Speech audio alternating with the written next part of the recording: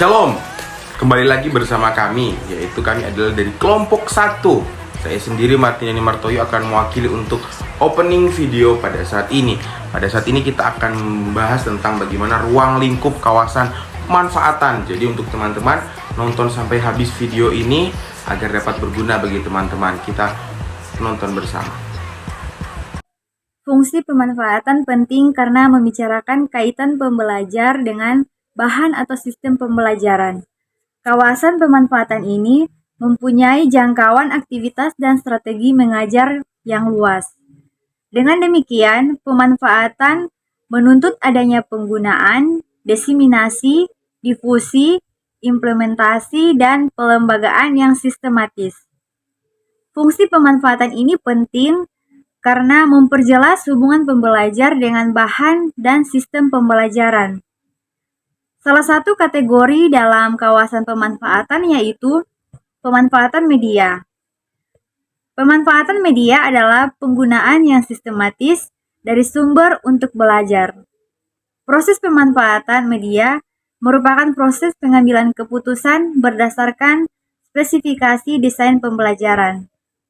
Misalnya, bagaimana suatu film diperkenalkan atau ditindaklanjuti dan dipolakan sesuai dengan bentuk belajar yang diinginkan.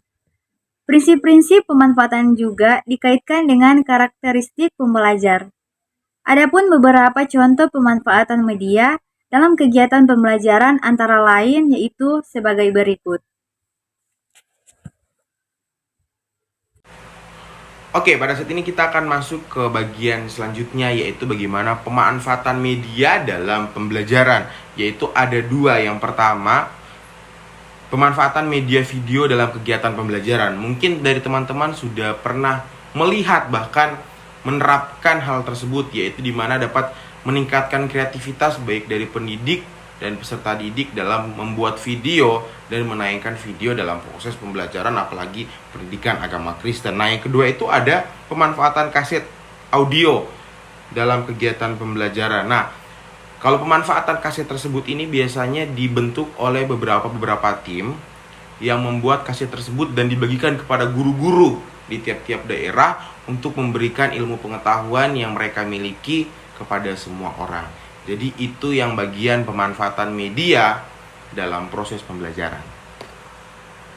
Pemanfaatan komputer dan jaringan internet dalam kegiatan pembelajaran. Pada pembelajaran komputer dalam jaringan internet, interaktivitas peserta didik, pembelajaran dalam komputer dalam jaringan internet dikenal dua jenis, yaitu komputer service dan komputer client. Interaksi antara peserta didik dengan guru dilakukan melalui kedua jenis komputer tersebut. Pembelajaran dalam proses belajar mengajar perlu dirancangkan dan dirancang secara sistematis agar media pembelajaran itu efektif untuk digunakan dalam proses belajar mengajar. Ada beberapa pola pemanfaatan media pembelajaran, yaitu yang pertama, pemanfaatan media dalam situasi kelas atau di dalam kelas, yaitu media pembelajaran dimanfaatkan untuk menunjang tercapainya tujuan tertentu dan pemanfaatannya dipadukan dengan proses belajar mengajar dalam situasi kelas. Dan yang kedua, pemanfaatan media di luar situasi kelas meliputi A. Pemanfaatan secara bebas, yaitu media yang digunakan tidak diharuskan kepada pemakaian dan tidak ada kontrol dan pengawasan pembuatan atau pengelola media, serta pemakaian tidak dikelola dengan prosedur dan pola tertentu. B.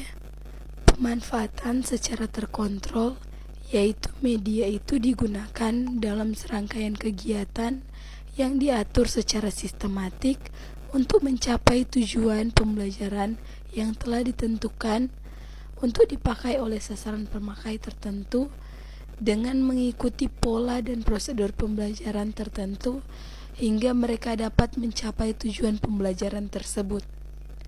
Ketiga, pemanfaatan media secara perorangan, kelompok atau massal meliputi A. Pemanfaatan media secara perorangan, yaitu penggunaan media oleh seorang saja atau sendirian saja, dan B.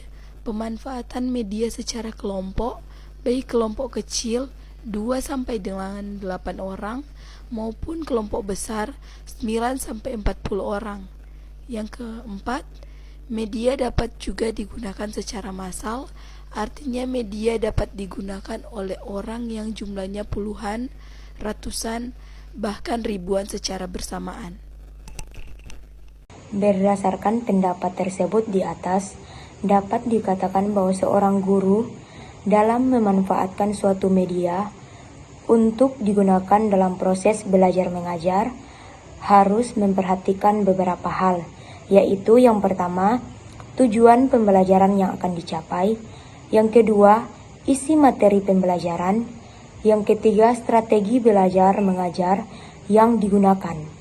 Yang keempat, karakteristik siswa yang belajar. Karakteristik siswa yang belajar yang dimaksud adalah tingkat pengetahuan siswa terhadap media yang digunakan. Bahasa siswa, artinya isi pesan yang disampaikan melalui media, harus disesuaikan dengan tingkat kemampuan berbahasa atau kosakata yang dimiliki siswa sehingga memudahkan siswa dalam memahami isi materi yang disampaikan melalui media. Selain itu, penting juga untuk memperhatikan jumlah siswa. Artinya, media yang digunakan hendaknya disesuaikan dengan jumlah siswa yang belajar.